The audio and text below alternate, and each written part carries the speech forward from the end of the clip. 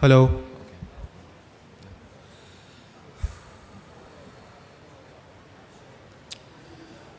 Good evening, everyone, and a warm welcome to one and all who have gathered here.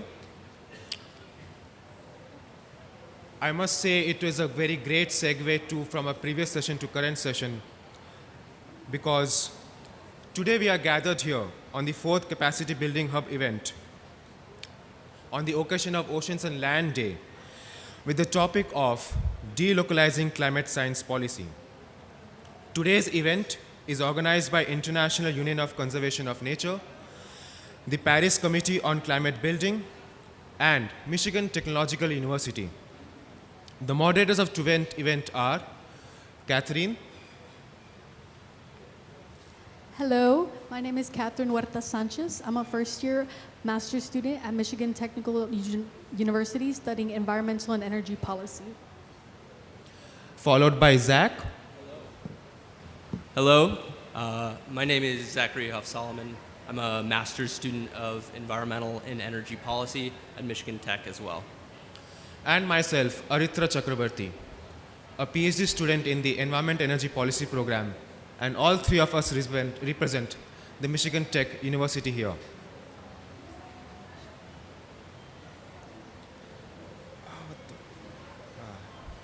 The agenda for today is as follows.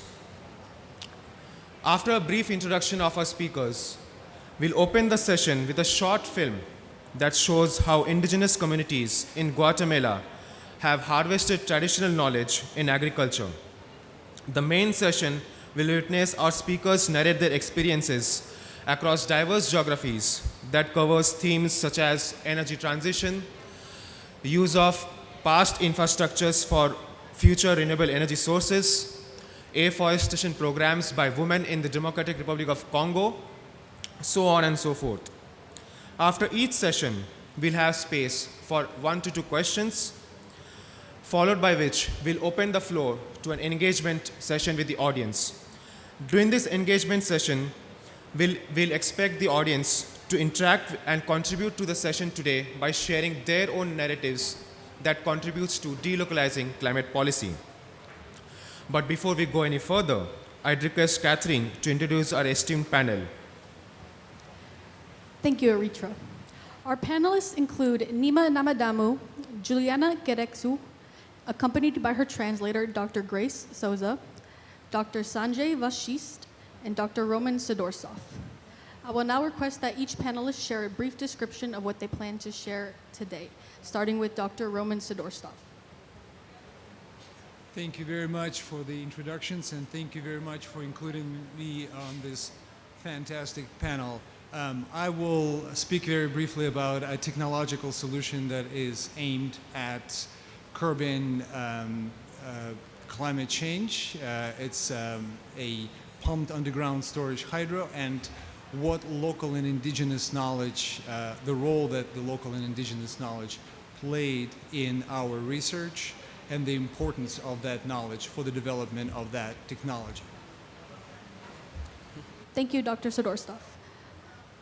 I now request that Juliana Gereksu. Boa tarde a todas, todos. Eu sou a Juliana Querechu, sou coordenadora Tenondé da Comissão Guarani e Urupá. Estou aqui hoje para trazer um pouquinho do conhecimento tradicional que o meu povo ancestralmente carrega, de qual forma que a gente pode estar, todos juntos para a preservação da nossa natureza, do meio ambiente que ali vive. Good afternoon, everybody. This is Juliana Crechu. She is a general coordinator of the Commission Guarani of Itombwe, and today she is glad to share the ancestral traditional knowledge of the Guarani people in Brazil and how this knowledge supports addressing climate change. She is also very grateful for the opportunity to be in this panel, so thank you very much to the Michigan University for inviting, and honored to be here with other panelists. Thank you. Thank you. Now, Nima? Thank you so much. My name is Inema Namatamo. I'm from DRC, Congo. I live and I grown up in Itombwe Forest.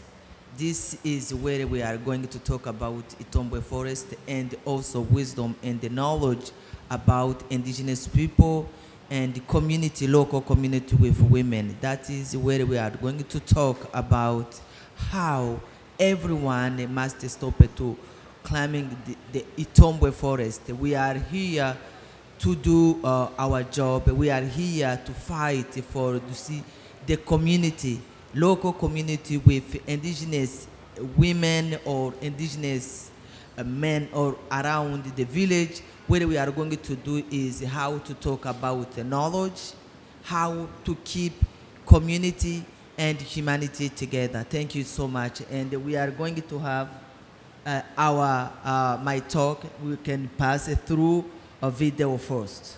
Thank you.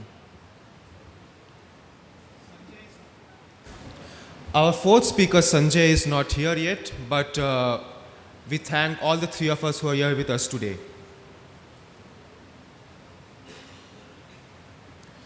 Now, friends, climate policy is based on the science of the biophysical world and its specific interactions with the social and cultural contexts.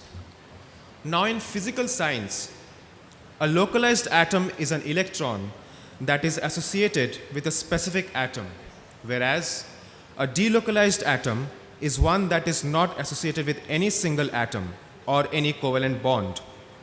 In the same context, we define delocalized climate policy as a policy that is not localized and not attached to one global narrative. Rather, it is geography specific and is reliant on local knowledge. The theme of Ocean and Lands Day is centered on conservation, restoration, and management of the world's ecosystem. Through our event, we aim to address this disconnect between the climate science and policy making. In order to do so, our event proposes the solution of using local knowledge to inform climate science that is suited to specific geographical contexts. The objective of our event is thus to show such narratives that have provided adaptation and mitigation solutions based on the climate, culture, tradition, and livelihood of such communities. We'll begin with a short film about local biodiversity-based climate solutions from Guatemala, produced by the Forest Peoples Program Organization. This film forms a part of the series of multimedia content that examines the critical contributions of indigenous people and local communities to protect and sustainably use world's biodiversity and complements a research output termed as Local Biodiversity Outlook.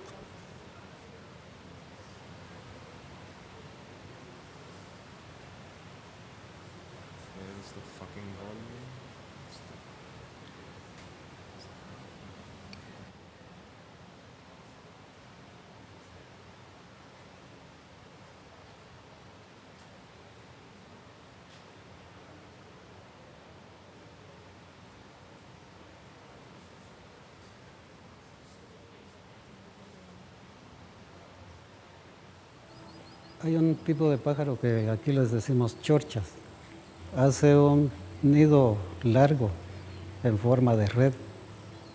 Cuando esta red está muy larga es señal de que va a ser un verano muy largo.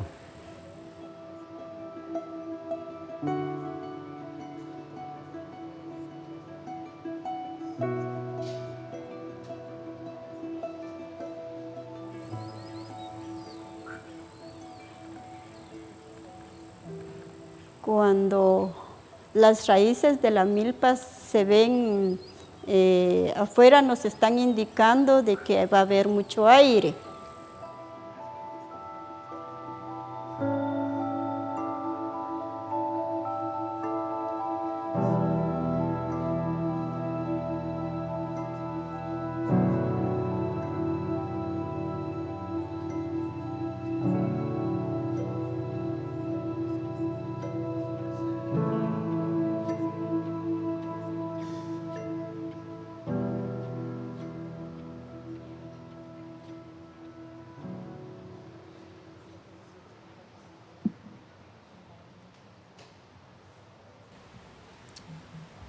we'd like to thank the Forest Peoples Program and the Kachakel people for this video again.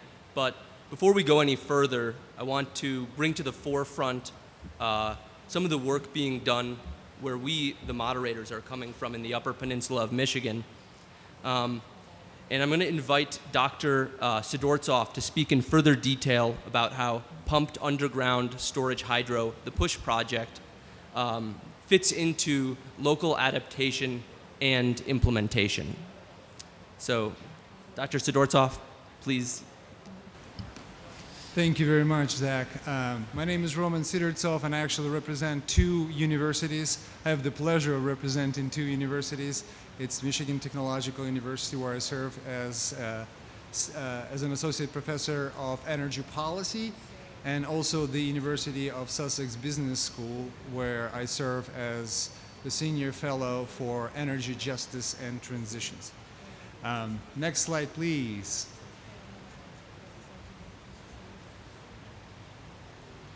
Thank you, Aritra. Well, before I go into the heart of my presentation, really, about the heart of my remarks, I would like to explain of what pumped underground storage hydro is and how it actually is relevant to the topic on hand. So what it is a century-old technology that is placed in an post-industrial space. So it is placed in an underground mine. Conventional pumped hydro storage provides about 90% of all electricity storage in the world. It is not chemical batteries, it's not the cutting edge iron batteries. It is this very simple technology that is powered by gravity. So, and our research concerned with the fact that the world is running out of sites, greenfield sites, pristine sites, sites that are used for other things like traditional activities, and placing it in the places where that have already been developed. Next slide, please. So why is it significant? Why our study was significant? We were able to determine that not only this technological solution is cost effective, not only this technological solution really does not have any red flags in terms of the engineering, there are also a lot of sites that can be used for this technology. As our partner Mine Storage, a company from Sweden, likes to say, the world is like Swiss cheese. It's full of underground mines, and then a lot of them can be repurposed for this particular technology. In front of you is a map that overlays the US wind resources with available sites, with available load centers, cities that need electricity. This technological solution works really well with renewable energy development, whether it is wind, whether it's solar. It stores electricity by virtue of gravity. When you have excessive energy on the grid, you pump it at the higher ground. When you need the electricity, you run it through, and voila, you have your electricity. So next slide, please. In our US-based research, we determined that there's enough capacity, according to the most conservative estimates in the United States, to convert the United States grid to 80% renewable, and we have twice as much capacity, twice as many sites that are needed to do so. So now I would like to highlight another project. It's the project that I co-run with another coordinator from Uppsala University, which is called Just North, and it's funded by the European Commission, where we did a sister study. So, and our studies had some technological component in it, but what we really looked into was the local knowledge and the opportunities for the communities in which the sites are located for the development of this kind of sites. In front of you are pictures of these 2 different sites. One is Negaunee, Michigan. It's in the Upper Peninsula. You see the map. It's the part of Michigan that is normally omitted from people's perception of what Michigan or Michigan is. And another one is Kiruna Mine, the largest iron ore mine in Europe, provides over 90% of iron ore in Michigan, in Europe. So we did this sister studies, and in Michigan, what we were able to learn from the community, first of all, that we should not be even going to the mine where we were supposed to go. Why? Because it was a massive mining accident, and it was actually a mass grave site that the where ancestors of the community are still honored. So we switched to the mine. Then we learned a lot about the configuration of the mine, about what was left in the mine when the mine was abandoned, what kind of equipment, the sources of potential environmental contamination. We learned about the structural integrity of the mine. We learned where to go and get maps so we could construct a 3D model of that mine, so we could actually come up with accurate estimates. So the findings in the Swedish case study, which is located in the Swedish Arctic, they mirrored the kind of knowledge that we received. And with this kind of knowledge, we realized that the communities also, they can translate that knowledge into power when they can become partners with energy companies that would like to come and develop this kind of resources.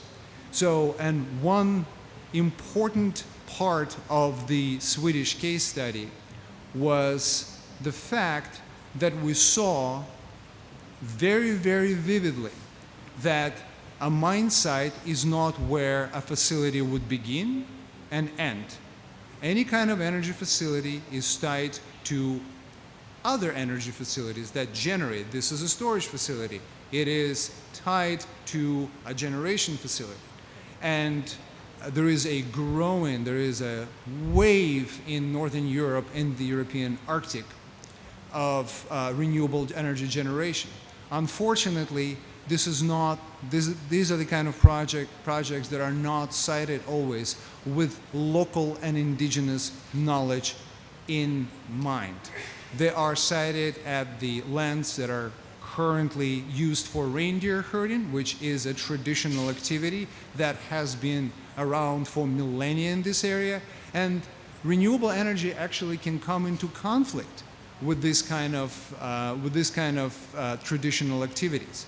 So learning about where these activities take place, learning about the behavior of reindeer, learning about what the communities need and want can actually facilitate just an equitable renewable energy development that is tied to post-industrial communities. We are really talking about system approach, and the system approach does need both local and indigenous knowledge. So on that, I would like to thank you for your attention. I think that my time is up, so thank you for your attention.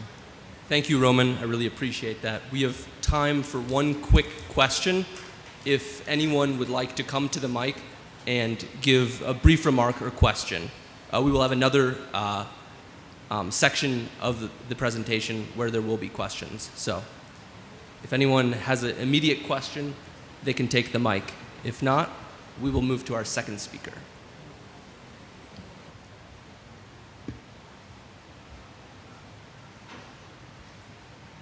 Our next panelist is Juliana Gereksu, coordinator of the Guarani Europa Commission, an organization that represents and acts in territorial defense of the Guarani people who live in south and southeast regions of Brazil.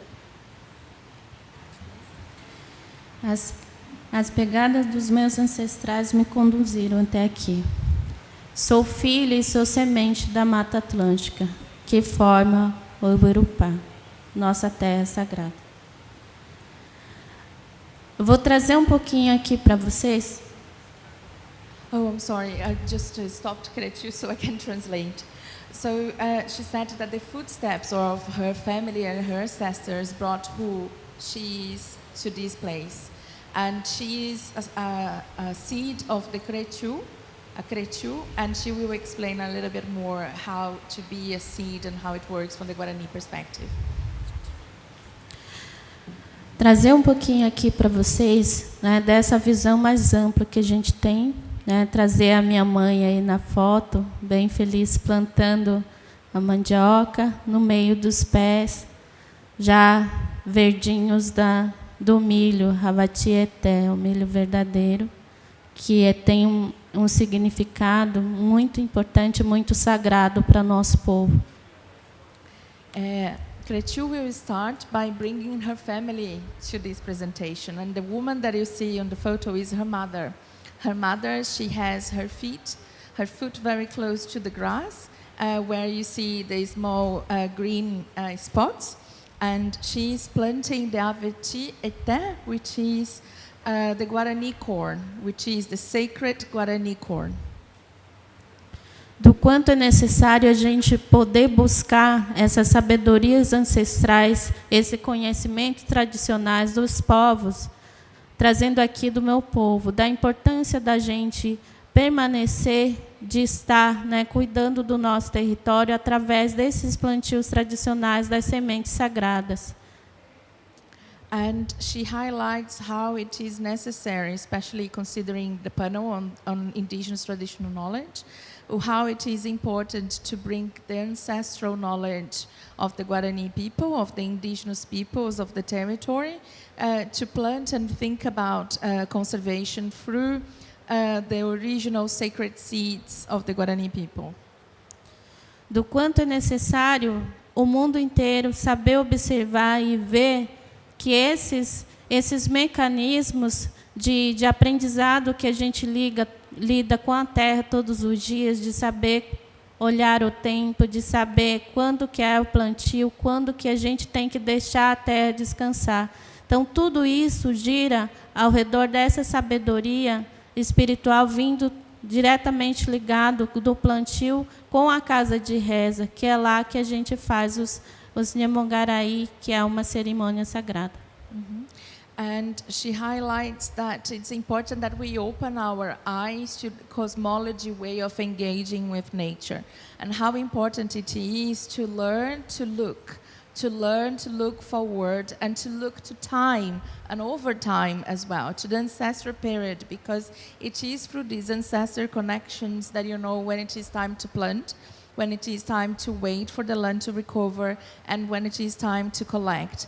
And also the engagement, the cosmological engagement of taking those seeds to the prayer house, and how the connection between cosmovision and spirituality works in the process of looking after Mother Earth. A casa de reza para a gente é o lugar da nossa raiz, da onde a gente traz, né, a gente busca essa sabedoria que é repassado há milênios aos nossos Tiramõe e Tidare, que são os mais velhos, as avós e avós. Do quanto é necessário a gente saber cuidar da terra onde a gente pisa, da terra que nos acolhe, da terra que nos dá de comer. Essas sementes sagradas são vindos desse conhecimento. The prayer house is where our roots are. It's where we learn and drink and eat from the knowledge of our elders. It is where we learn how to care for the earth that nurture us, the earth that we are standing upon. And it is through this knowledge, which is passed through generation to generation, that we looked after Mother Earth as we see each other as one. Através dos sonhos, da cosmovisão do meu povo, dos mais velhos, a gente consegue também entender qual é o momento que a terra, onde a gente planta, onde coloca essas sementes, precisa descansar. Então, essa cosmovisão a gente fala dentro do Nhanderecó, que é o modo de ser do povo Guarani, ela traz esse conhecimento. Por isso, meu povo era conhecido e é conhecido como nômades. Mas não porque quiseram se mudar, mas usar esse território de uma forma consciente, mais cuidadosa com a terra. Porque assim, se mudando para outra parte do território, você deixa essa terra descansar. Você deixa que ela possa se refazer de novo. My people, they learn a lot from dreams. It is the moment to connect with the ancestors and learn through cosmovision.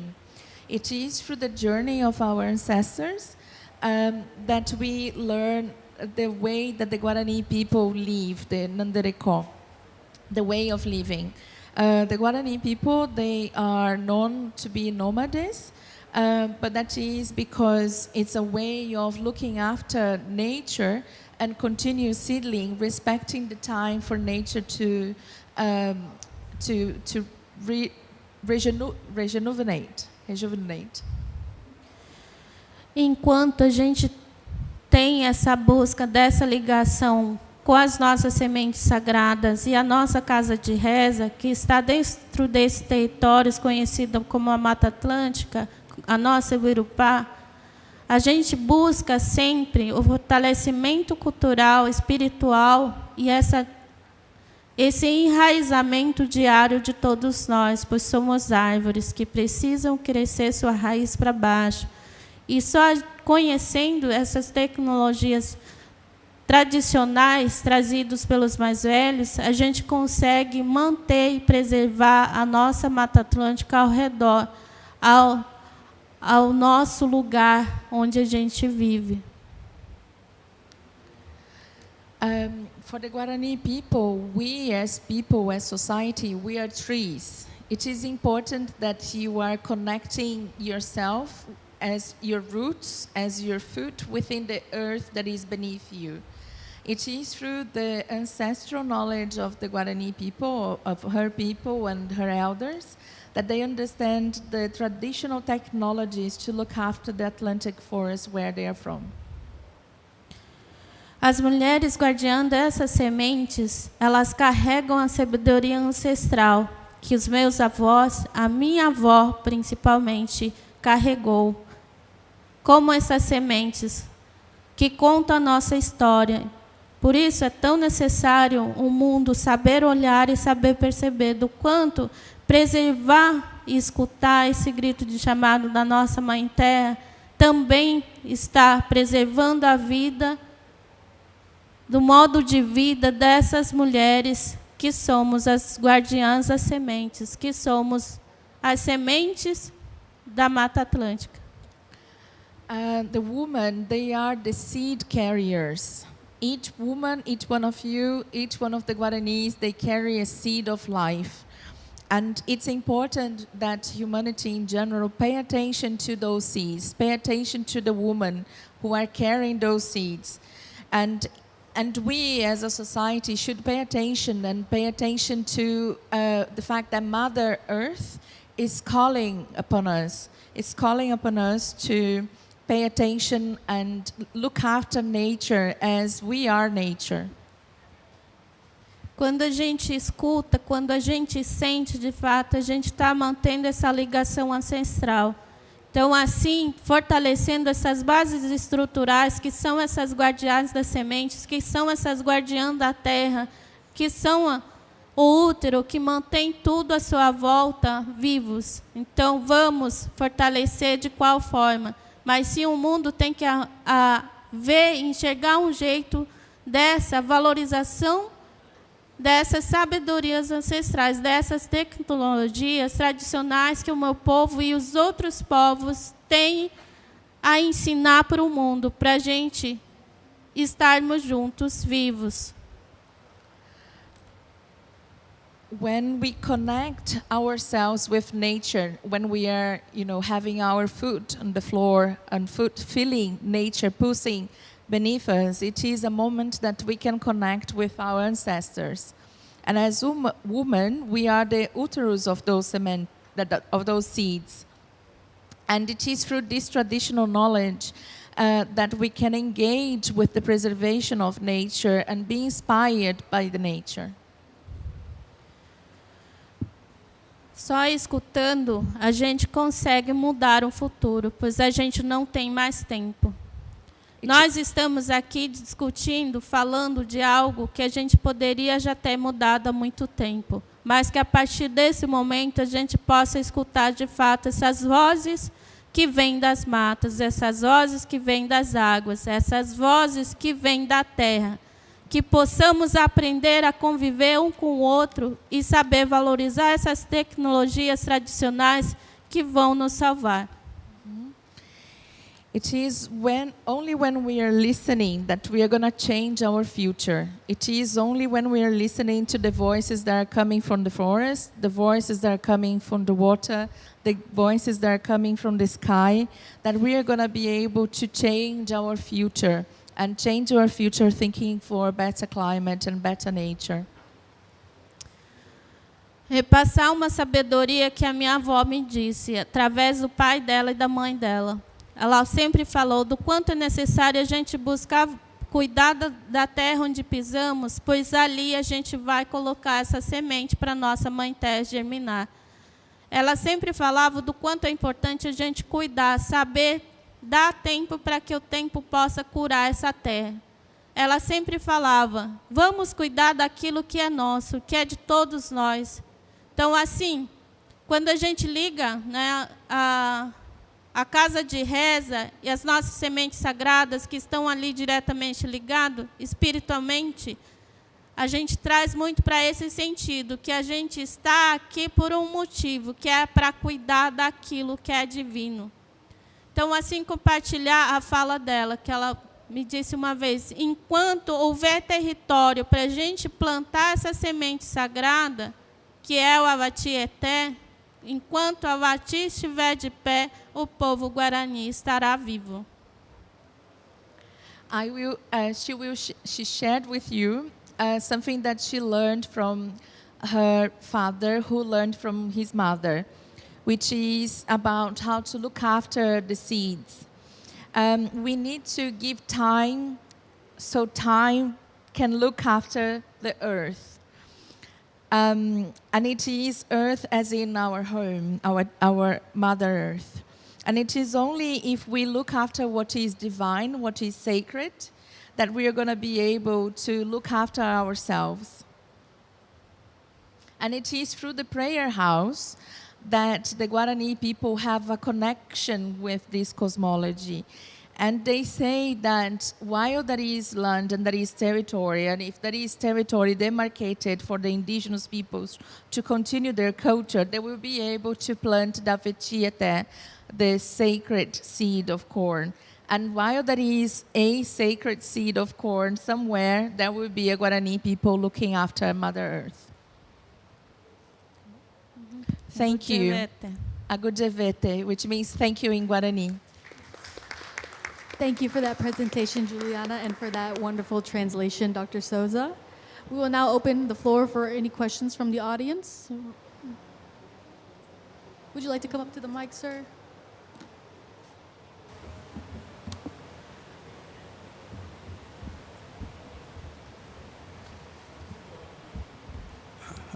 Thank you so much for the amazing presentation from Indigenous Knowledge. So my name is Brutus Mbambi. I'm from Zambia, and I've been living my whole life in a rural area where we use indigenous knowledge to adapt to the environment, to protect the forestry, to grow our own food. But my question is, I've never seen such kind of knowledge in Zambia. How best can you bring this platform to Zambia to learn through knowledge of indigenous people? How best can we protect our own seed to see how best we can adapt to climate change, also to promote climate science through our indigenous knowledge? You know, it's very hard for them to understand this jargon of climate change, but the best way, if we can give us a privilege and a platform to localize our local language, to teach them how best we can use the climate policy into science and involve the ongoing children in local communities and rural areas. Thank you so much.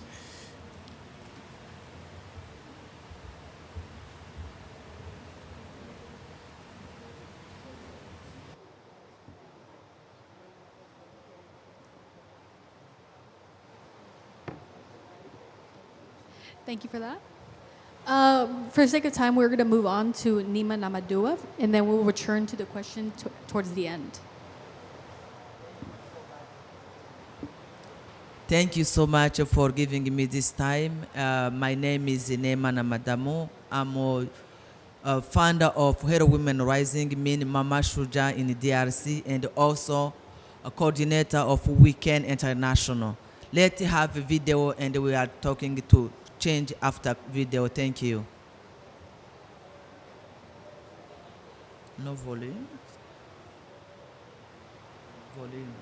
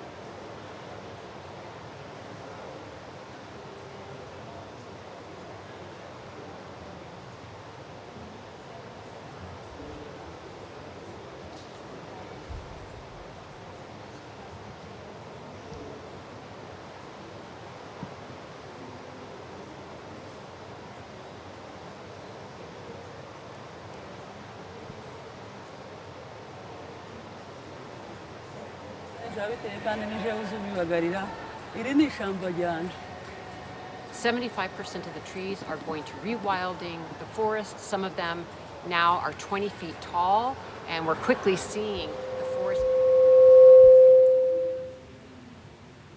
It's not a silent video, guys. There is sound, just in case you guys are wondering. I guess there's some technical problem.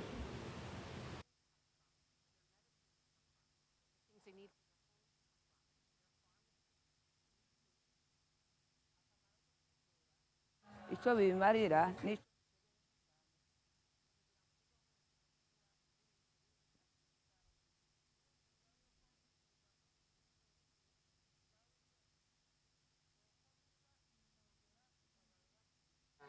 Women, they are now protecting environment with trees. Women of Itombwe forest, natural forest from DRC, we are trying to protect our environment. Now protecting 1.6 million acres of old-growth forest over the years as we reforest in the Congo Basin. ku cyo byamariye njyewe ku giti cyanje bimpesha iheba nziza muri iki gihugu cyacu. During the COVID-19 pandemic, there was a real need to develop more food sovereignty and food security. So now not only in the nurseries that we have are we planting sapling trees, but also lots of food for the local communities. Vegetables we did really help so much. People to have vegetables to fight with malnutrition. And the women are just so proud to not only be planting trees and healing their damaged homelands, but also protecting this old growth forest for all of us, for doing their part in mitigating the climate crisis. So for all of these things, it's a very comprehensive project that's lifting up women, lifting up Indigenous peoples and their traditional ways of life, protecting old growth forest and reforesting damaged lands. All of these forests will become soon big one, and we want to really to have again bring new oxygen. Winds will be stopping winds, and it's really very, very, very important. Trees, they are life. Thank you so much. I have you see the video. If you don't know where it's situating DRC is in Middle Africa, and DRC is the second rainforest after Amazon forest. I born and grow up in that area in Itombwe, natural Itombwe forests. That you see how women work with this knowledge, this medicine, this environment for a long time, when I back to my village, you know, when I born, I got polio when I was 2 years old. And I moved to my village because in my village where I see big forest, when I was a little girl, big forest, animal, we was hunting, maybe every weekend we have a meat to eat. But when I back on my village, I couldn't find again that forest and the animal and the water was disparate things. That is mean that you see here in the video. When I back there, I ask, what is problem? What's happening? Because every year, people, my people, we in the DRC, we have cowboy people who have a cow. Every year they put fire on the grass because they want a new grass for cow. That is the first thing. Secondly, in the DRC, dealing colonizing mind, because we have much is rich country, we have minerals. And that people coming, cutting trees and taking minerals and the trees, that meant, you see how now every tree is finished.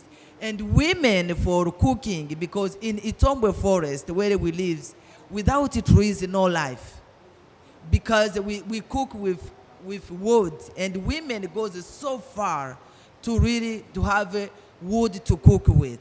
And now I'm so happy I'm having here doctor, professor who are in solar, because we can work together how we not more. Now women are planting trees because we want to protect the growth forest, and also to have we have trees for cooking, for light night, but we want to really how in DRC we have the solution about these big issues about climate change, because we have a way we can planting again trees, and these women, they are in the community planting trees. Is not for only for ourselves, it's for whole world. Is why I invite you guys to be with us, to planting again, be with these women who are on the front line planting, because it's hard to present everything. We're already planting 200,000 trees with our own hands.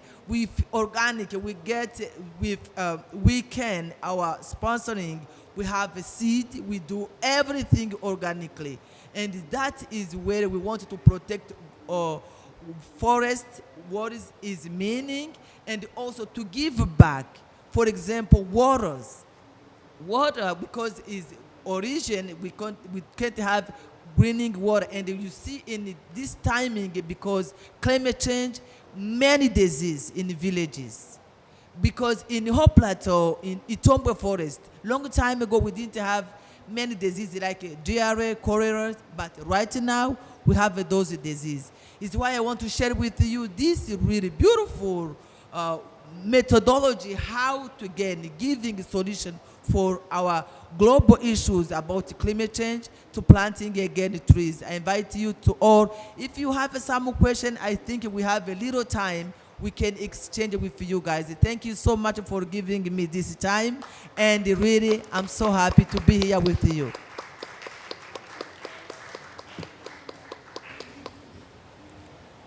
Thank you so much. I want to thank all the panelists for presenting and the audience for being here as well. For these next couple minutes, we're going to begin an engagement session where the first part, we will take questions that might not have been addressed in the presentations. And then in the following 5 minutes, we will take the time for people to present any of their experiences or perspectives on using local knowledge in projects or any of the problems working with other systems of governance. So anyone that would like to ask a question can take the mic up front, and that is all.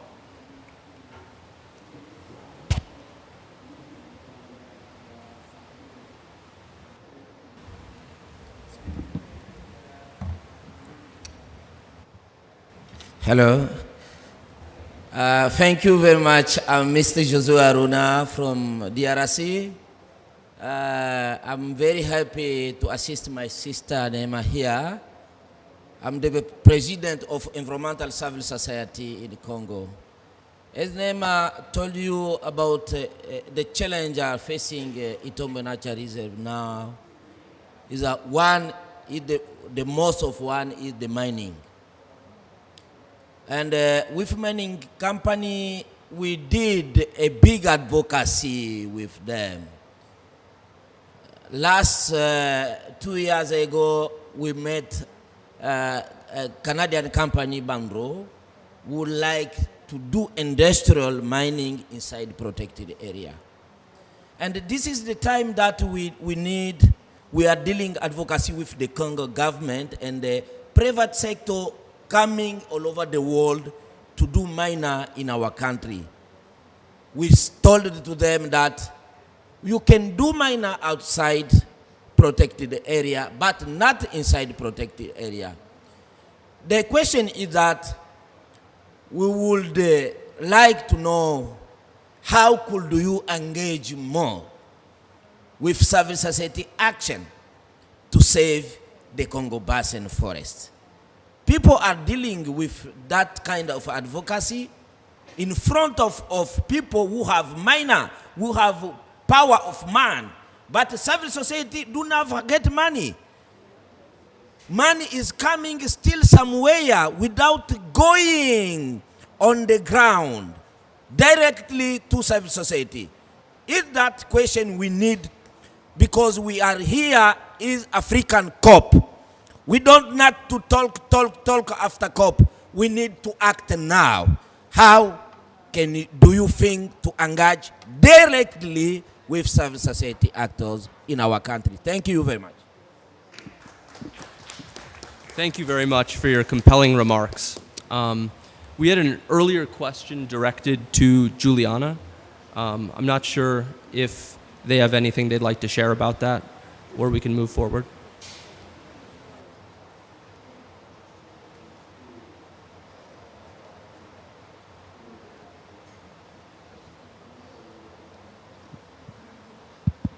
Is it okay if I repeat the question to you? Because I was a bit lost. We were still talking about the previous presentation. Was the question related to...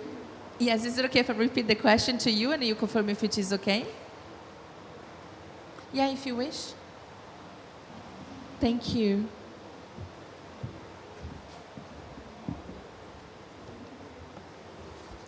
So, like I was saying, the same challenges that you are going through in Brazil about protecting the environment, those are the same challenges that we are facing in our country, protecting the indigenous knowledge, indigenous seeds, in terms of how we grow food, how we are trying to change the way we are living. So my question was, how do we bring the same platform to Zambia to protect the indigenous knowledge, the traditional leaders, to feel part of the climate movement, to feel part of protecting the environment? Because there are so many trees that have been cut, and Zambia is one of the countries that has been launched to be the second largest in deforestation in the world. So how do we use indigenous knowledge to protect our environment? Also working with traditional leaders, women and youth across the country.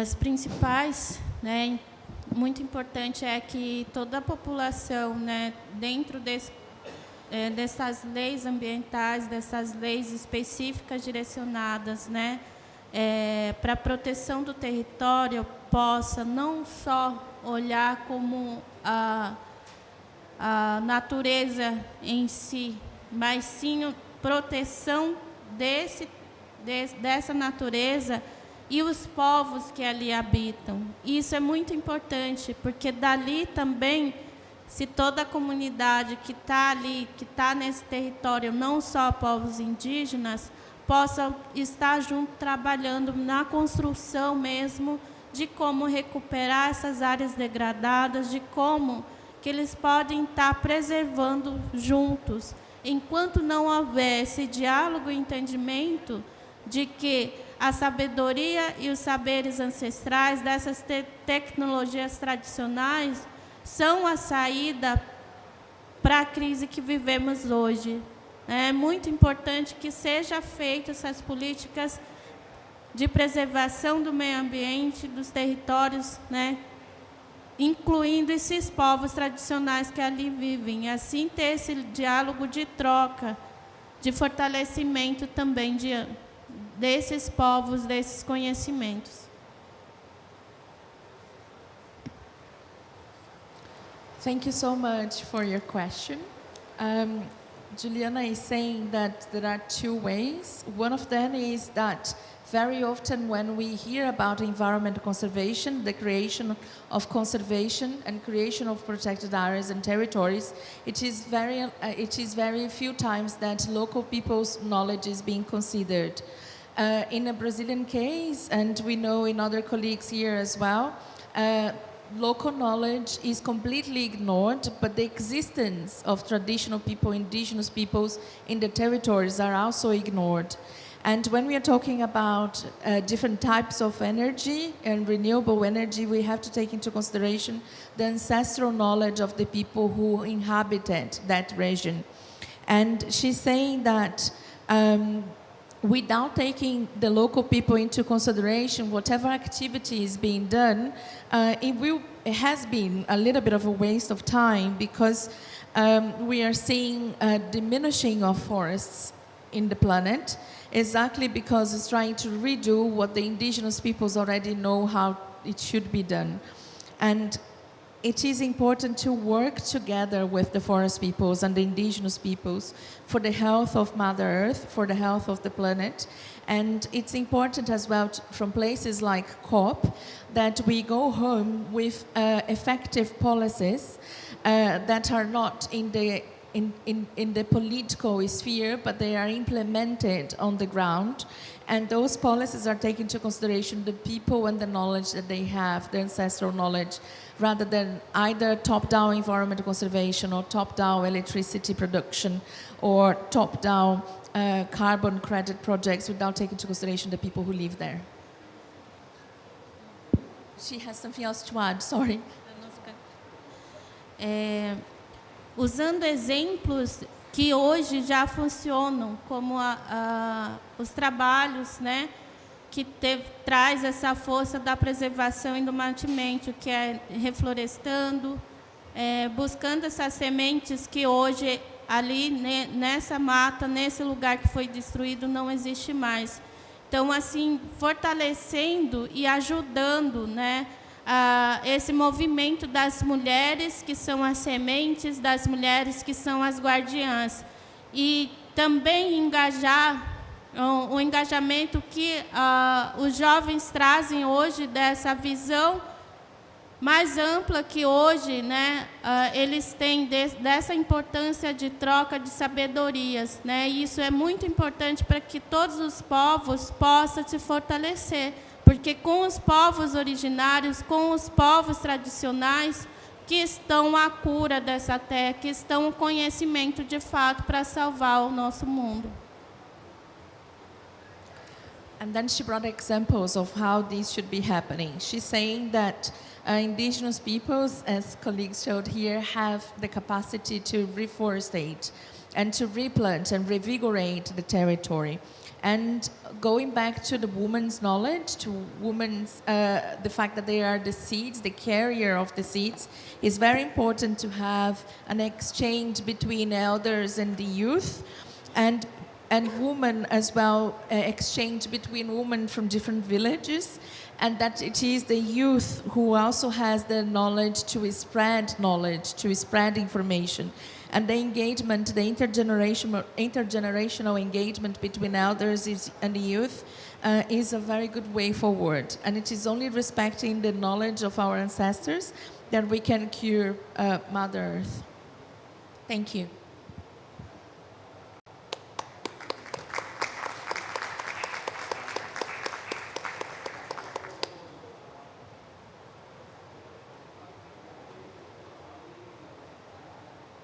We have time for a very quick remark, and then we will have to wrap up this engagement session.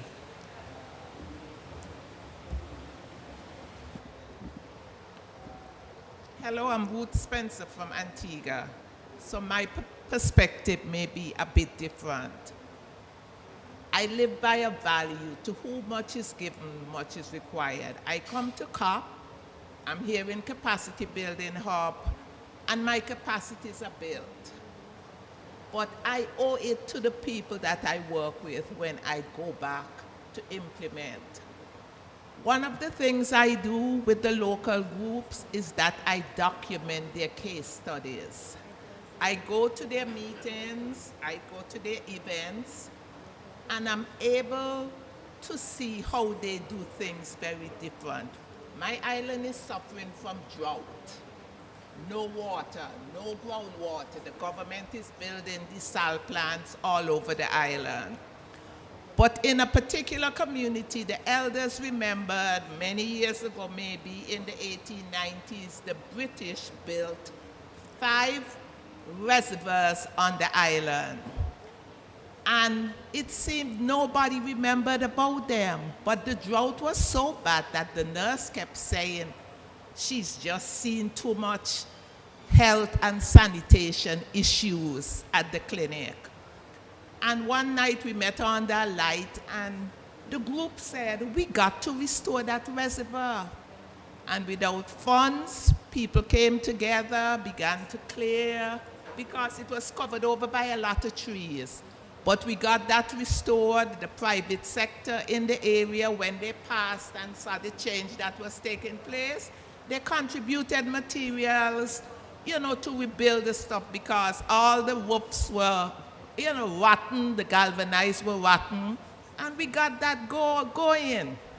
Then they began to do stone wells. The British were very smart. They built it in an area which was like a water management area, so lots of water used to pass through that area. And what I'm saying, we have to be there to support the people. So I come to the conventions, I know global targets, I know what they're doing at the local level, so I am able to translate these local targets to meet the global agendas. And I do this with the groups across many areas: waste, chemicals. What I do that makes it very strong, I get these groups accredited. Thank you very much. Unfortunately, we need to wrap up this event, but I appreciate your very... Thank you so much to all the presenters and the audience members that were able to participate. I hope that we have built upon all of these different narratives to influence now and in COP28. So thank you very much.